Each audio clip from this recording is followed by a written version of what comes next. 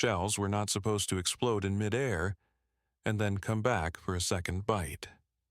That was the first thing Sergeant Tom Fraser thought when he saw the German gun line disappear behind a flat sheet of white fire hanging over the fields. 1 second, the far hedgerow was just dark shapes and muzzle flashes. The next second, a disk of explosions floated above it like someone had ripped open the sky and poured fire straight down. 10, 12, 15 bursts, all at almost the same height, all over the same stretch of ground. The sound reached his gun pit a heartbeat later, sharp and hard, not the usual dull thud of shells burying themselves in mud. On the radio, the forward observer stopped talking. Static hissed. Then his voice came back, higher and thin. Red 3, what did you just fire? I am seeing airbursts right over their pits. Direct hits. I repeat, direct hits right on the gun line. Fraser did not answer. He was still staring past the barrel of his 25-pounder at the distant curtain of smoke. He knew what normal looked like. Normal meant shells falling short, long, into ditches, into empty turnip fields. Normal meant craters scattered like drunken footprints. This was not normal. This looked like someone had placed a ruler across the front and marked every 20 yards with an explosion. 10 minutes earlier, his battery had been on the wrong end of that equation. October 1944. Holland.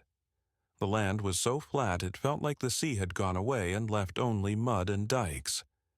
Fraser's troop had unlimbered their guns behind a low embankment, supposedly out of sight of the German battery across the drainage canal. The infantry they were supporting were pinned in a wet orchard up ahead, losing men every time the enemy guns walked another salvo through the trees. Fraser was 34, old for a gun sergeant. Before the war, he had been a surveyor, the sort of man who could look at a fence post and tell you how far it was from the last one without taking his tape out. The Army liked that. They gave him a slide rule, a crew, and a gun that could spit shells 10,000 yards if he told it the right numbers. They did not give him magic. They gave him firing tables printed years ago and a forward observer who shouted corrections from a bombed church tower. All morning they had chased the German battery and missed. Add 200, write 100, over, short, repeat. Each correction felt like an accusation. Somewhere ahead, men hugged the dirt and waited for someone like Fraser to get his sums right. Every time a short came back over the wireless, he imagined a platoon sergeant grinding his teeth and wondering why the big guns could not hit the obvious flashes on the horizon. By late morning, the roles swapped. The German guns found them. The first rounds landed 2 fields away. The next walked closer. Dirt fountained up behind the gun pits. Shrapnel clanged off the steel shield. A fragment sliced loader Jack Mills across the forearm, hot and bright. Mills swore and pressed a bandage on it with his teeth, unwilling to leave the line long enough for the medic to stitch him. Fraser ducked behind the shield and keyed the throat mic. "Sunray, this is Red 3. We are under accurate counter battery. Request smoke or suppression. If we stay in place much longer, they will box us in." The reply came back after a pause long enough for another salvo to hit. "Negative, Red 3. Higher priority targets along the canal. You will maintain current mission. Stand by for new ammunition issue, experimental. Over." Experimental. The word did not inspire confidence in a man who had spent 4 years discovering how many things in this war did not work the way the pamphlet said they should. New charges meant different recoil.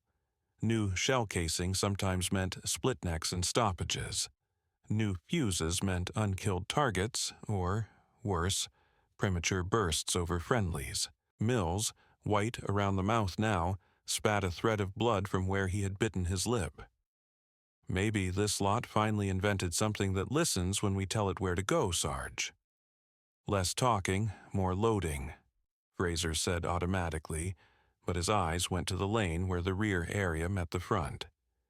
If somebody was sending him toys in the middle of a gun duel, either they were desperate or very sure of themselves. The truck that arrived 15 minutes later looked like any other. Canvas flaps, tired driver, 2 men in webbing. The difference was in the way one of them carried himself. Not like a gunner, more like a man from a workshop dragged too close to the line. He had a clipboard under his arm and an ordnance badge on his tunic. He jumped down, waved the driver back, and barked, "Sergeant Fraser?" Fraser stepped forward. "That is me." Crate lids came off under the pry bar. Inside, nested in straw, lay 6 shells that at first glance could have been any high-explosive round in their dump. At second glance, the nose looked wrong. The fuse was a little longer, with a different pattern of grooves and 2 small holes near the tip where there normally was one. The ordnance man lifted one out like it was a newborn. "You are going to fire these 6 rounds according to this firing program." He handed Fraser a thin folder. Hand-typed tables. Slight changes to fuse setting for time. Predicted burst height marked in red pencil. "What is special about them?" Fraser asked. "Modified proximity fuse concept," the man said. "Design influence from captured enemy work. Further details above your clearance. The short version is this. If they function as intended, they will detonate at a fixed height above solid ground or trench lines instead of burying themselves. More fragments on target, less wasted energy in the dirt." Fraser frowned. "Proximity, like a tiny radar?" The man hesitated. "Think of it as a clever switch. You do not need to understand the innards. You need to set the fuse exactly as specified and report the effects. Understood?" Understood. In artillery, switches that he did not understand usually meant someone very far behind the line had been playing with theories. But the German shells were still whipping in, and every minute of argument was another chance for their luck to run out. Fraser looked at Mill's bloody bandage, at the sky full of smoke, at the message pad where the observer had scribbled, "Enemy battery still active. Infantry suffering. Urgent." He nodded. "We will fire your wonder shells." They treated the first one like it was more dangerous than the ones already stacked around them, although in truth the danger from a regular shell was bad enough. The crew manhandled it into the breach. Steel scraped steel. Fraser set the fuse with extra care, aligning the marks exactly where the typed table specified. No guesswork, no shortcuts. On the radio, the forward observer's voice crackled. "Red 3, this is Cuckoo. I have eyes on at least 3 enemy guns in the tree line. Your last salvo's all over or short. I have men down. If you have something better, now would be a good time." Fraser allowed himself a grim half-smile. "Cuckoo, Red 3, new ammunition. Report airburst if observed." He stepped back. "On my order, fire." The loader hit the lever. The gun kicked. The boom rolled across the fields. For a moment, there was just the normal rhythm.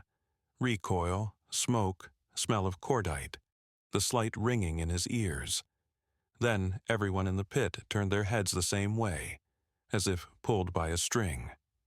Out there, over the German gun line, a bright white flash appeared in the air about 20 feet above the trees. Not on the ground. Hanging above it. The flash flattened into a wide cone of fragments. A fraction of a second later came the hard, hammering crack of the airburst.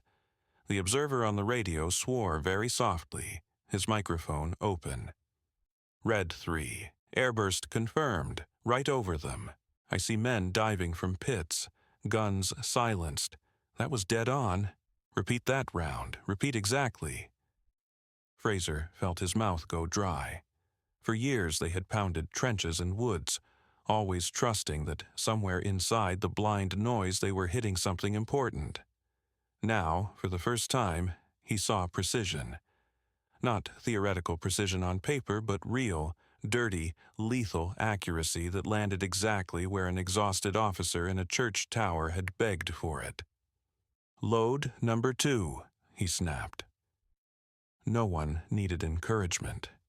Even Mills, arm wrapped tight, shoved another experimental shell into the breech with his good hand.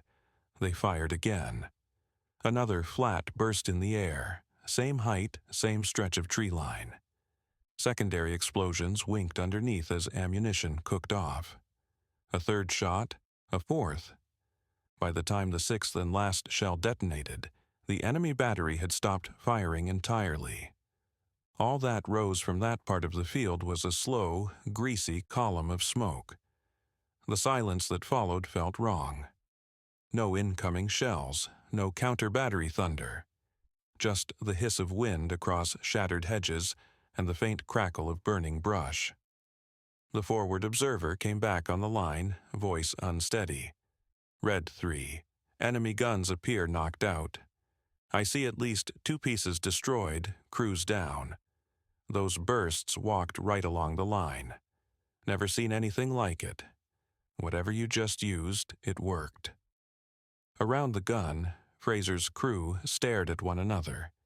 Mills let out a sound that might have been a laugh or a sob. "Bloody hell, Sarge. 6 rounds. We have been throwing dozens all morning and missing, and 6 of these things just do the job." Fraser looked down at the empty crate. Straw. A few flecks of metal shaving. On the far end, stenciled in tiny characters not meant for field sergeants, were the manufacturer markings. Alongside the British procurement codes was another stamp, faint but clear, a foreign company mark, a German factory code he remembered from an old intelligence leaflet. And next to it, almost like someone had signed a painting, a condensed name. He wrote it down in his notebook without thinking. Later, when the truck came back to collect the crate and the ordnance man hurried forward with questions about timing and burst height, Fraser folded the page over his thumb and asked his own question. "These designs," he said quietly, angled so only the ordnance man could hear. "Captured, you said. Was there a man behind them?" The ordnance man looked away toward the back areas, toward England, toward the hidden laboratories. "There was," he said at last. "He is in a camp now, somewhere with a fence. They say he will help us improve them. They also say he does not sleep much." Fraser glanced again at the burned tree line where an entire German gun line had vanished under 6 perfectly placed bursts. The infantry in the orchard would live because of that. The men who had been under those airbursts would not. He closed the notebook over the foreign name and slipped it into his pocket. February 1945. A barbed wire camp on the English coast. Cold wind off the channel, cutting through every seam in the barracks. The guards called it a prisoner of war camp. The men inside called it other things in their own languages. Block C held the ones the British did not quite know what to do with. Officers who understood engines too well, signalmen who had worked at big listening posts, and one thin man with ink stains on his fingers and a permanent squint from years of staring at drafts. His name was Otto Hartmann. The same condensed name Sergeant Fraser had copied from the side of an experimental shell crate and folded into his notebook. Before the war, Otto had been the kind of engineer no one noticed unless something broke. He grew up in a small town near Essen, son of a machinist. Numbers came easy, so did metal. He joined a firm that made electrical components, then another that made fuses and switches for civilian blasting work. When the war came, the same skills slid neatly into contracts for the army. He told himself he was just making devices. What they attached those devices to was not his business. By 1942, that lie was already wearing thin. His design sat in the noses of shells that tore apart Russian trenches and British tanks across North Africa. The Army Ordnance Office gave him a promotion and files marked with red stamps. He sat in smoky conference rooms while colonels talked about optimum shrapnel patterns and personnel neutralization percentages. He kept sketching. The best way to stay out of trouble in that regime was to be useful. The idea that changed everything did not start as a way to kill more efficiently. It started with a simple irritation. Artillery was wasteful. Everyone in the room knew it. The Army would ship thousands of shells to a sector, fire them in great barrages, and at the end of the day the reports would still say, "Enemy resistance continues." Otto watched footage of shells burying themselves 3 feet into frozen ground before detonating. Most of the fragment energy stayed underground. Trenches and gun pits survived if they were lucky. Infantry on both sides just got better at digging. "What if we could make the shell notice when it was above ground instead?" he had said once, more to the chalkboard than to anyone else. The colonel raised an eyebrow. "A shell that knows where it is? You want to teach it to think?" "No," Otto replied. "I want to teach it to react. Different heights, different targets. A simple switch. It might end some of these barrages sooner." Another engineer laughed, then stopped when he saw Otto had already filled half a page with rough circuits. A coil here, a valve there. A simple sensor that would trip when a returning signal changed. In civilian life, he had used similar circuits to detonate charges when a drill head reached the right depth. He was not thinking about church towers and orchards. He was thinking about how many pointless, ill-aimed shells he had seen in training films. The project got a code name, a small staff, and barely enough funding. It was not top priority. Rockets and jet aircraft sucked up resources and attention.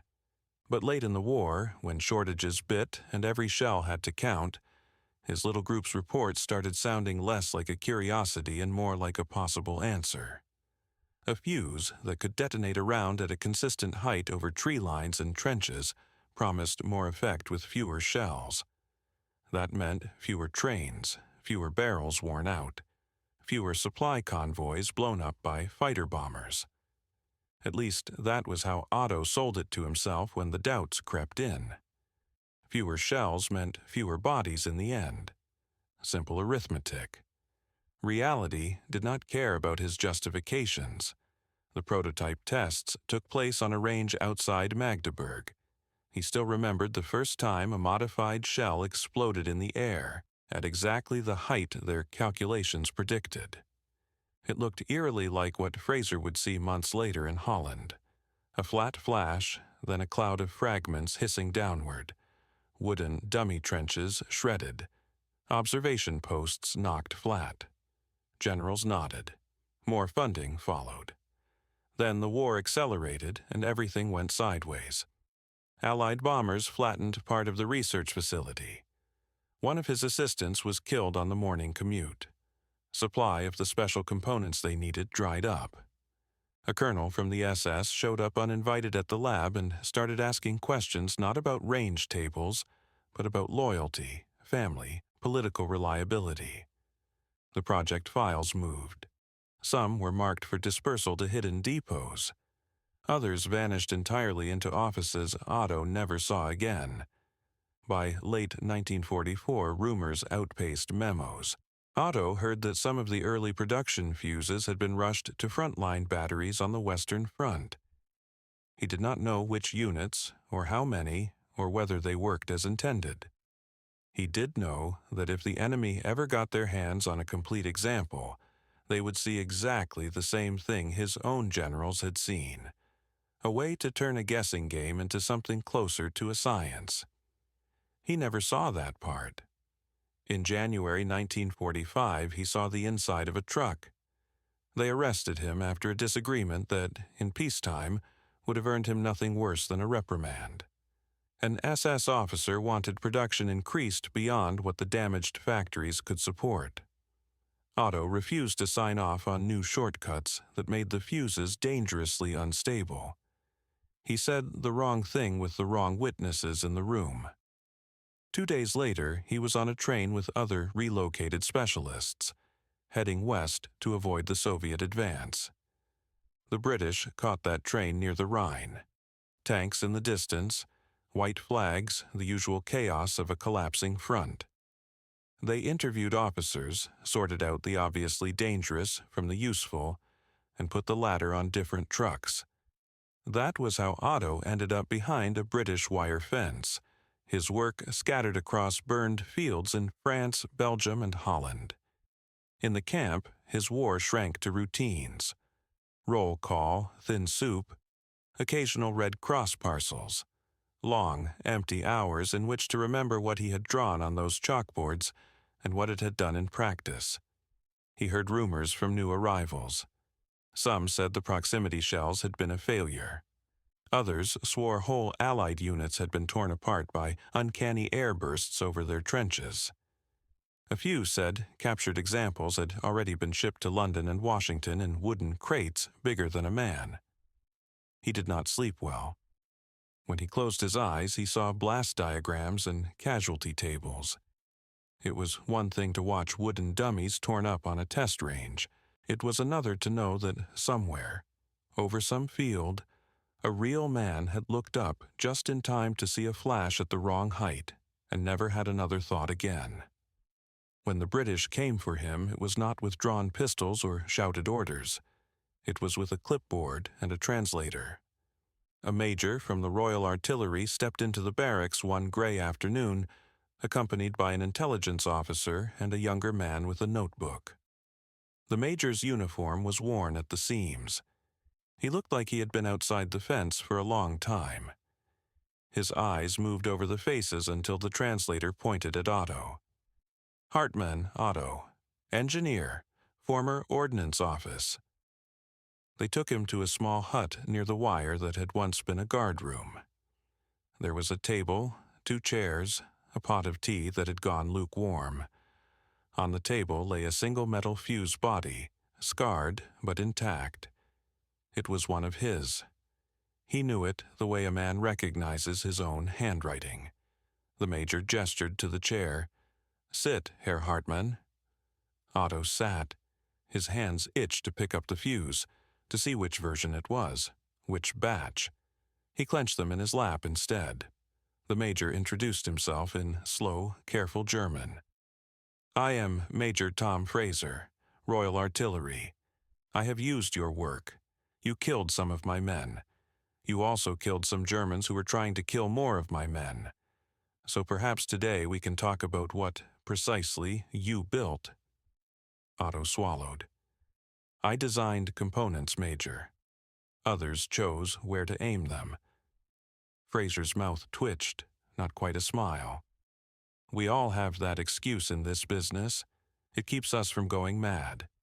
The difference is that now, you sit behind my wire, and your government is gone. The documents we captured have gaps. The shell we recovered works better than our own attempts did. Someone in London thinks you can help us close those gaps in time to finish this war faster." The intelligence officer stayed silent, watching. The translator scribbled notes. The younger man opened his notebook, ready to copy diagrams if they came. Otto looked at the fuse, then at the window, where he could see the far, faint line of the sea. He thought about the camp barracks, the men packed in bunks, the Russian front he had barely escaped. He thought about loyalty, a word he had heard used to justify so much stupidity that it no longer sounded noble to him. "What happens if I refuse?" he asked. Fraser did not bluff. "Then we send what we have to our own engineers. They will crack it eventually. In the meantime, our gunners will keep firing less efficient shells, and your countrymen will keep dying under heavier barrages. Perhaps the war lasts a little longer, perhaps a month, perhaps 6. I do not know. I am a soldier, not a prophet. And if I cooperate, you get moved to better quarters. Maybe civilian internment later. Maybe a chance, after all this, to work on something that does not explode. I make no promises beyond this. If your work helps us shorten this war and save some of my men, I will say so in my report. British bureaucracy listens to numbers." Otto let the sentence hang in the air. Longer war versus shorter. His fuses were already out there. The enemy had one on this very table. Pretending he could put the genie back in the bottle was childish. The only real variable he could still influence was how cleanly the next versions worked and who understood them. "You said you used it," he said slowly. "In Holland?" Fraser nodded. "We fired 6 of these against a German battery that had been carving my infantry to pieces all morning. 6 rounds, battery destroyed. No more shells on my men. Somewhere on that field there are Germans who did not have time to dig deeper because your device worked too well. That is the ledger. I cannot pretend otherwise." Ledger. Otto had kept ledgers for years, materials used, circuits tested, failures per 1,000. He had never had a column marked "Days War Shortened" or "Children Not Orphaned." Now, some part of him wondered if that column would have a number greater than 0 if he helped the men across the table. He picked up the fuse at last. It was heavier than he remembered. A small dent marked one side.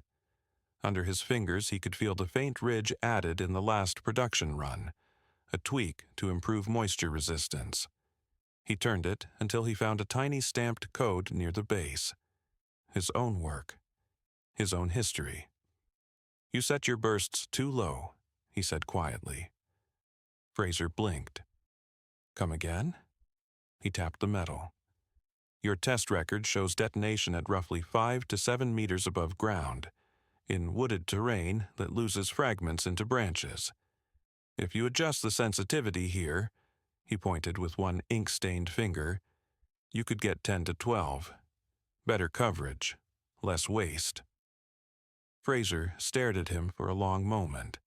Then he looked at the intelligence officer, who gave a small, almost imperceptible nod. The room's balance changed. Otto had stepped over a line. There was no walking back now. "Very well, Herr Hartmann," Fraser said. "Let us talk about heights and tolerances, and when we are done, someone will decide whether you are a prisoner who talked or a man who helped end a war he no longer believed in." Otto laid the fuse down and reached for the pencil. April 1945. The test range on the English coast did not look like a place where wars ended. It looked like scrubgrass, cold wind off the sea, and a line of battered gun carriages pointed at a chalk cliff that had already been cratered into something like the surface of the moon. Major Tom Fraser stood with his collar up, clipboard pressed against his chest to keep the pages from slapping in the wind. To his left, the range safety officer watched through binoculars. To his right, Otto Hartmann hunched in a too-thin coat, hands jammed in his pockets, staring at the distant cliff as if it were a verdict waiting to be read. "Once more from the start," Fraser said. "For the record." Otto recited the settings in English now, the words careful, like he was walking on ice. Charge as specified. Fuse sensitivity adjusted to series Charlie. Burst height target 10 to 12 meters above ground level. Same target grid. He had spent the last 3 weeks in a small room with British engineers, drawing and redrawing circuits on chalkboards, explaining tolerances, showing which corners could be cut and which could not. The first batch of modified fuses had misbehaved. 1 premature burst, 1 dud, 1 that functioned but at the wrong height. Each failure tightened the faces in the room. Each success loosened them a little. War or no war, engineers everywhere respected results more than flags. They had argued over his suggestion to increase the burst height. British doctrine had favored lower settings to keep fragments from sailing harmlessly above prone infantry. Otto had pointed at the diagrams. Higher bursts meant wider lethal radius, less energy wasted punching into soft ground, better against gun pits and vehicles. If the aim point was correct and the terrain known, the math benefited the attacker.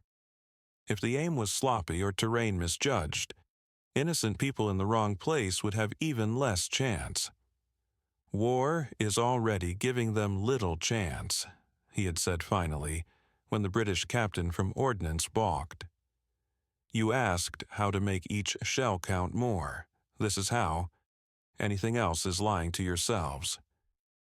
Now the theory was going to be tested under something that at least pretended to be operational conditions. 3 guns manned by experienced crews waited on the firing line.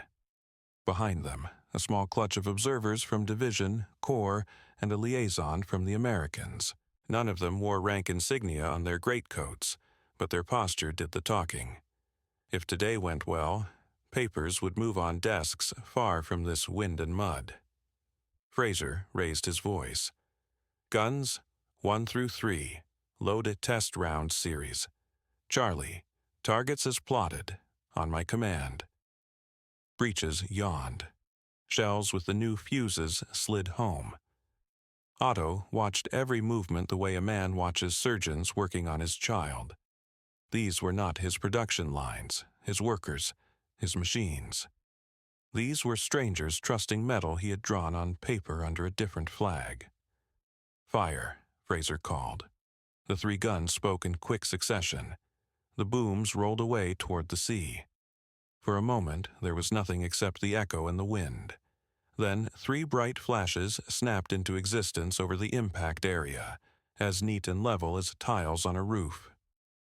The sound came a split second later, a vicious, cracking roar that seemed to roll back from the cliffs.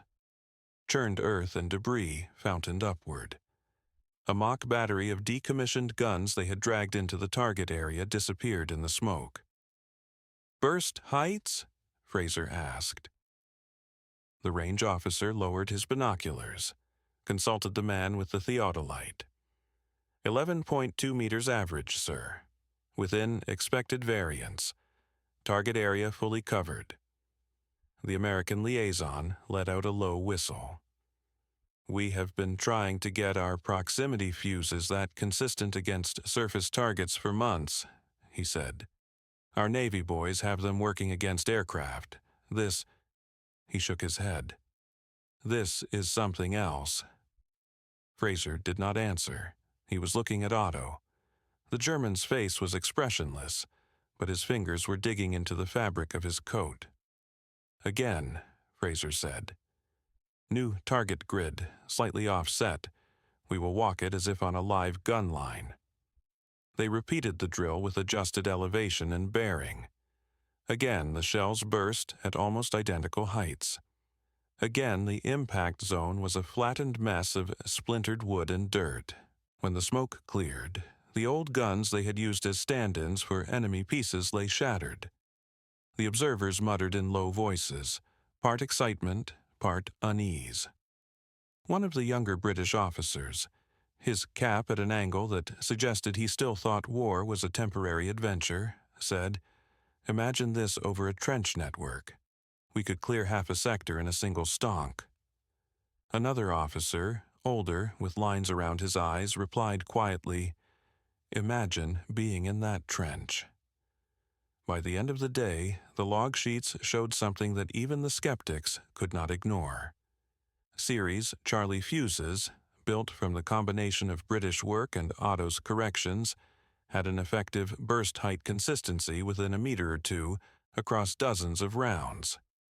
That kind of reliability meant staff officers could start drawing bolder lines on maps and expect the guns to match them. That evening, in a smoky briefing hut, the divisional artillery commander laid it out in dry terms. With these fuses, our preliminary models suggest a reduction in required rounds per target by up to 30% against dug-in gun positions and troop concentrations. Supply chains will benefit. Barrel wear will be slower. More importantly, the infantry will not have to wait through as many barrages before the enemy positions are suppressed. Less time under fire means fewer names on casualty lists. He tapped a sheet of numbers. We have a planned offensive across the river in 10 days.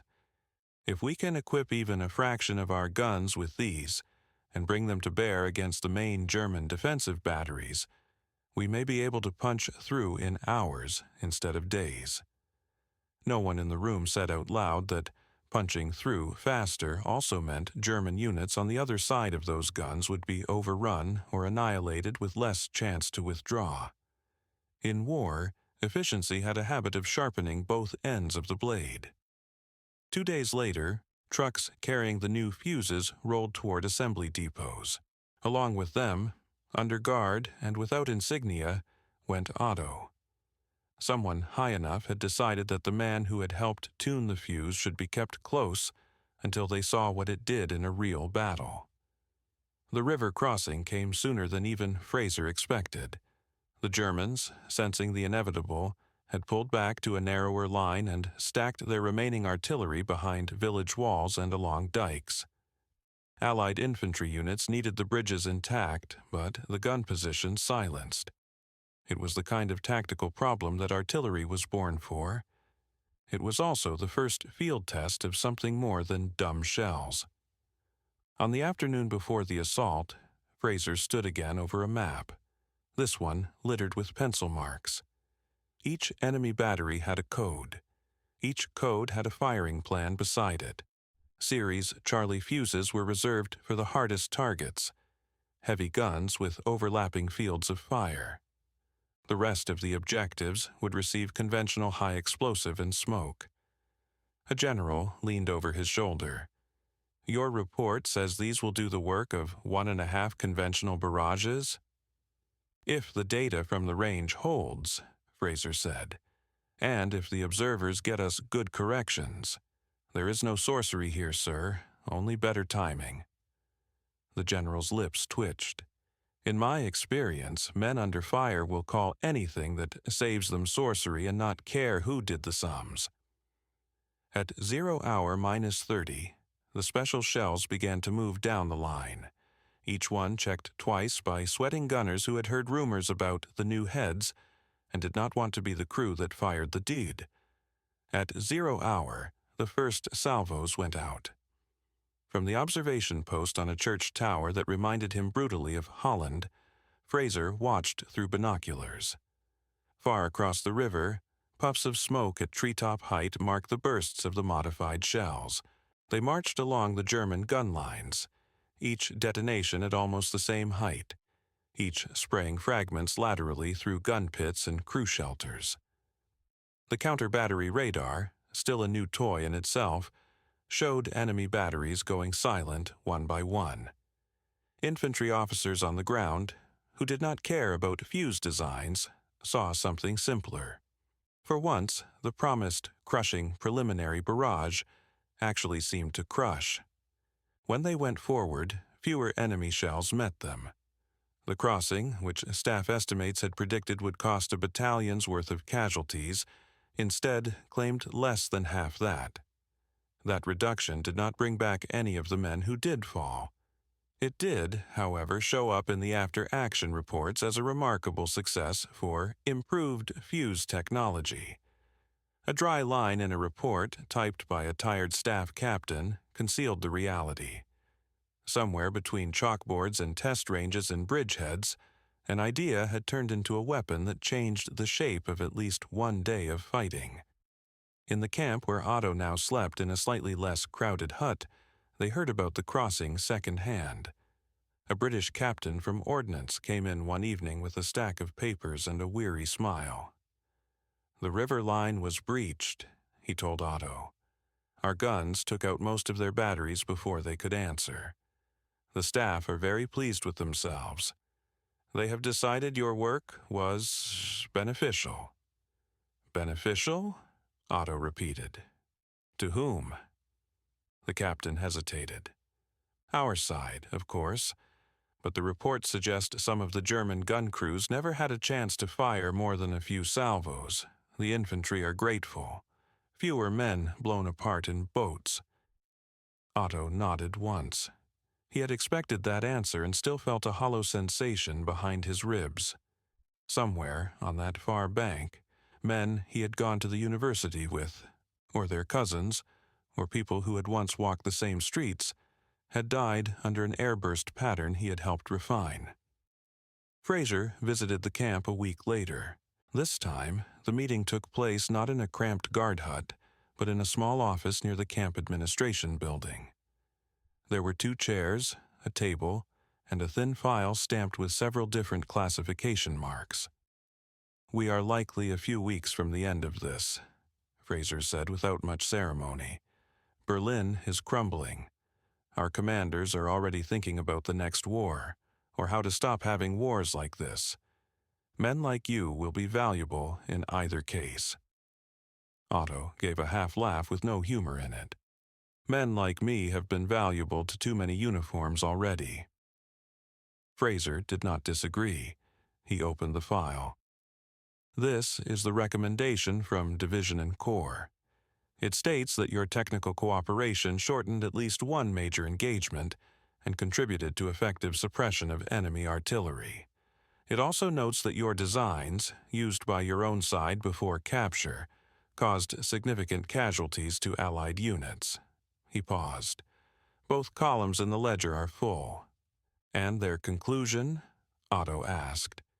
"That you are to be treated as a prisoner who provided material assistance after capture, not as a war criminal. After hostilities, probable transfer to a civilian internment program, potential use in demining or in civilian electronics. They like your circuits, Hartman. They would rather see them in radios than shell noses in future." Otto looked at his hands. The ink stains were fading now that he had less access to drawing boards. "You speak as if there will be a clean break. One day guns, next day radios. Do you believe that?" Fraser thought of the river crossing, of the orchard in Holland, of the men who had lived because 6 shells had finally done what 100 had failed to do. He also thought of the German crews who had never seen the burst that ended them. "No," he said. "I believe there will always be men who think better machines will fix what is wrong with us. You are one of them. So am I. The best we can do is decide where to point the cleverness." "And you think your report pointed mine in the right direction?" "I think my report keeps you alive long enough to have the choice," Fraser said. "What you do with that is not a problem I can solve with the slide rule." For a moment, they simply sat with that between them. At the end of the war, when official histories began to be drafted and new manuals printed, the section on artillery fuses grew thicker. Diagrams of improved variable height fuses appeared in training schools on both sides of the Atlantic. The names attached to the figures were British and American. The small stamped code that had once carried Hartman's name disappeared into designations that would mean nothing to conscripts in the next conflict. Somewhere in a file room, the report Fraser had written on a cold evening near the coast was misfiled or deliberately buried. It mentioned a prisoner of war, a captured engineer, and a series of decisions made in a drafty hut that had helped one army finish what another had started. It was not the kind of story staff officers liked to tell recruits. Years later, in a different country and under a different set of laws, a middle-aged man with tired eyes and steady hands soldered components onto a circuit board in a factory that made civilian radios. He did not talk about the war unless someone else forced the subject. When he did, he spoke mostly of trains and hunger and the way the wind had felt in the camp. If someone mentioned artillery, he would change the topic.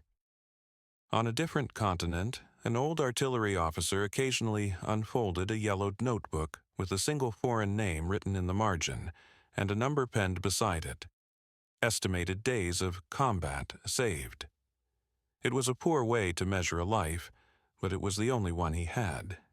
He closed the book each time with the same small motion, a gesture not of victory, but of acknowledgement that a single idea, in the hands of men who chose to use it, had the power to save and to destroy with equal precision.